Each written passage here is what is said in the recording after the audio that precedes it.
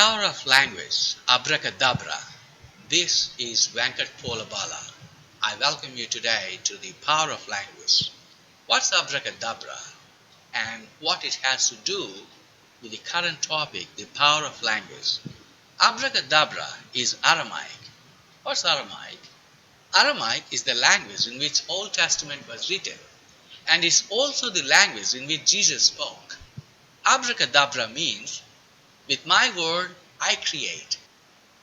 You ask any student who is walking on the street to define language, he says it's one of the subjects.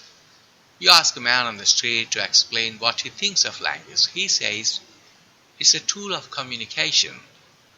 Ordinary minds think that language is a system of human communication, but the truth is, language is a power. In more ways literal than most people can think.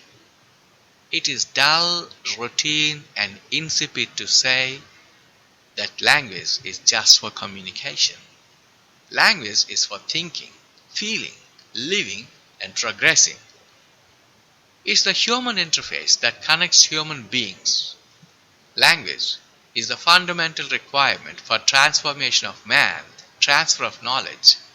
Language is what distinguishes human beings from animals. Although so much is said, still much less. So I suggest that you should use sign language for a few days to feel the power of language yourself. Better still, a few weeks. Jokes apart. To drive home the point, I recommend a book, A Man Without Words, by Susan Schaller, first published in 1991 with a foreword by author and neurologist Oliver Sacks. This book is a case study of a 27-year-old deaf man whom Schaller taught to sign for the first time, challenging the critical period that humans cannot learn language after a certain age. How miserable man is without language. Language is not simple letters or a set of grammar rules. Language is like a human being. It's a living organism. It grows, mutates, and dies. Let's be romantic for a while. Language is like a huge tree. Just see the bigger picture. If you see the bigger picture, you'll attach greater value to it. Don't think it's his story, it's history. Listen carefully. You may both understand and agree. Language is a wonderful tree, and words are like beautiful flowers. If French is jasmine, English is rose. The idioms are the delicious fruits. Each language is a different tree or a plant. Language is for thinking, reasoning, and judging. Language creates humor and makes life more interesting. It's to think like an intellectual and also speak like a scholar. Only a Philistine who fails to recognize the value of art and literature fails to appreciate language. Based on the art and literature, one can understand and appreciate the culture of the country.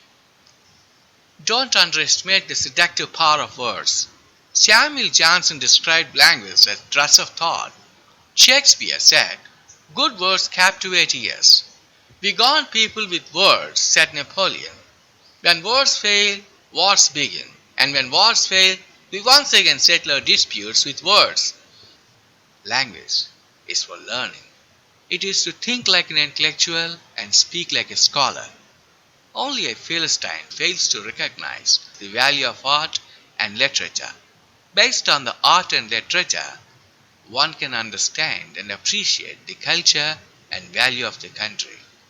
Language is therefore a real power. The power of language shows the development of mind. If your language has not grown, you have not grown at all. There are 7,106 living languages in the world as of 2014, although this number might be the latest count. There is no one clear answer as to the exact number of languages that still exist, but we know exactly the languages are not growing like population but dying. Language is like a living creature. It grows, mutates, and dies. Dying languages. Have you ever heard of dead languages? When we talk about dead languages, we remember ancient Egyptian, Biblical Hebrew, Akkadian, Latin, and Sanskrit. Ancient Egyptian is known for hieroglyphics. There's nothing important to read. The Hebrew Bible. The Hebrew Bible is known for the Old Testament. Akkadian is the lingua franca of ancient Mesopotamia, like Sanskrit. Sanskrit and Latin are the grand old languages. Although they are dead languages, there is still some pulse in them. Like there are a few Latin communities near Vatican, there are a few Sanskrit communities in India. There's a Sanskrit speaking village in the outskirts of Shimoga in Matturu. There's a list of 915 languages that are dying. During the second millennium BC, the number of extinct languages was only 7. There are languages in and outside India which are near extinction. Some languages are dying while others are dead. During the 20th century, the highest number of languages was lost. A total of 110 languages were declared extinct. In the current century, there are already 12 dead languages. The most recent is the loss of Klalam in February 2014 when Hazel Sampson, its last native speaker, passed away. Klalam was traditional language of Klalam living in the Strait of John de Foca, located in Becher Bay in British Columbia. Kom is another dead language. It's the tonal language spoken by the Kom people of Cameroon. Kom is the tonal language with 3 tones, but it's no more. Appalachian was a Muscogean language of Florida. The Tunica was spoken in the central and lower Mississippi Valley in the United States by the Native American Tunica peoples. There are no native speakers of Tunica language today. There are 32 second language speakers. There are dead languages in India too. Nihali is the threatened language in the west central India, in Madhya Pradesh and Maharashtra, with approximately 2,000 people.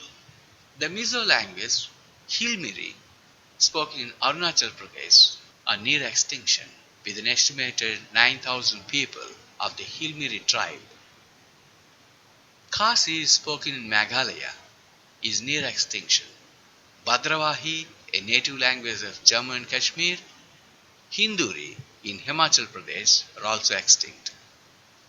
Konda language or Konda Bhasha, it is spoken in the districts of Vijayanagaram, Srikakulam and East Godavari in Andhra Pradesh.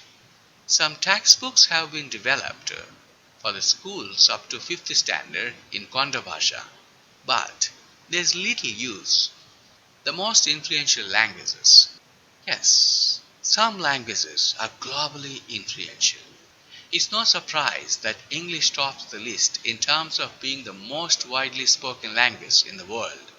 English is followed by French, which enjoys an official status in 28 countries.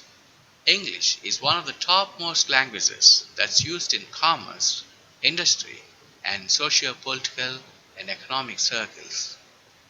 Russian has 255 million people. Telugu, which is also fast disappearing, is educationally dead. It's going to be another Latin, Sanskrit, or Hebrew. Hebrew did not actually disappear.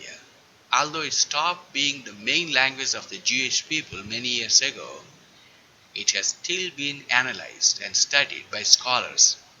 However, when there are no longer speakers for a particular language, its death is inevitable.